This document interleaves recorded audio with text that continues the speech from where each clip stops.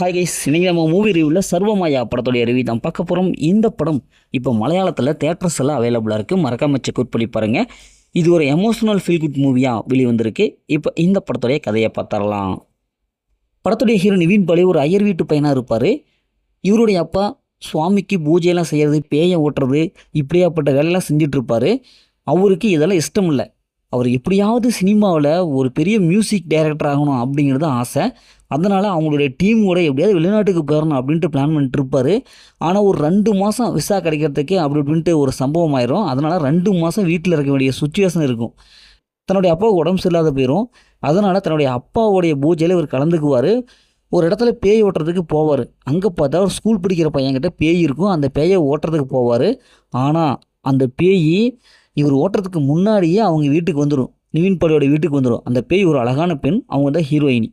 இப்போ இறுதியில் ஹீரோயின் எதுக்காக பேயாக மாறினாங்க, இப்படி பேயாக இருக்கிற ஹீரோயினுடைய ஆசையை நம்ம ஹீரோ பூர்த்தி செஞ்சாரா இல்லையா, இறுதியில் என்ன ஆச்சு அப்படிங்கிறது தான் இந்த படத்துடைய கதை.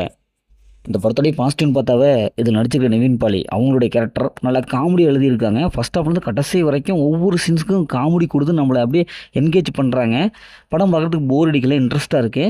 அடுத்தடுத்து ஒவ்வொரு சீன்ஸும் ரசிக்க வைக்கிது. நிவின் பாலியோடைய ஆக்டிங் பர்ஃபார்மன்ஸ் செம்மையாக இருக்குது, சூப்பராக இருக்குது, ரசிக்க வைக்கிறாரு. அதே மாதிரி ஹீரோயின் அவங்களுடைய பர்ஃபார்மன்ஸ் நல்லாவே இருக்குது. ஹீரோயினுடைய கெமிஸ்ட்ரி நல்லா ஒர்க் அவுட் ஆகிருக்கு.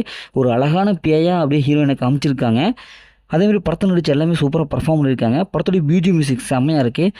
படத்துடைய அந்த சினிமோட்டோகிராஃபிக்லாம் அப்படியே அழகாக சூப்பராக காமிச்சிருக்காங்க. இந்த படத்தில் ஸ்க்ரீன் ப்ளே பொறுத்தளவுக்கு ஃபஸ்ட் ஹாஃப் வந்து கடைசி வரைக்கும் காமெடியாக கொண்டு போயிருக்காங்க. அது செகண்ட் ஹாஃபில் எமோஷனல் ஈஸியாக கனெக்ட் ஆகுது. அந்த நிவின் பாலிக்கும் நம்ம ஹீரோயினுக்கும் அந்த லவ்வில் ஒரு பாண்டிங் இருக்கும். அதெல்லாம் நல்லாவே வந்திருக்கு. இந்த படத்துடைய மைனஸ்ன்னு பார்த்தா பெருசாக ஒன்றுமே இல்லை, எல்லாமே ப்ளஸ் மாதிரி தான் இருக்குது. ஒரு சூப்பரான ஒரு லவ் ஸ்டோரி வேணும் அப்படிங்கிறதுக்கு இந்த படம் ஒரு ஒர்த்தான மூவி தான். இந்த படத்தில் அந்த மாதிரி சீன்ஸில் எதுவுமே இல்லை, ஃபேமிலியோட பார்க்கலாம். மொத்தத்தில் படம் இப்படி சூப்பராக சொன்னாங்கன்னா இந்த படம் ஒரு ஒர்த்தான மூவி தான். ஓகே, இதே மாதிரி அடுத்த ஒரு புதிய மூவி ரிவ்யூ சந்திப்போம்.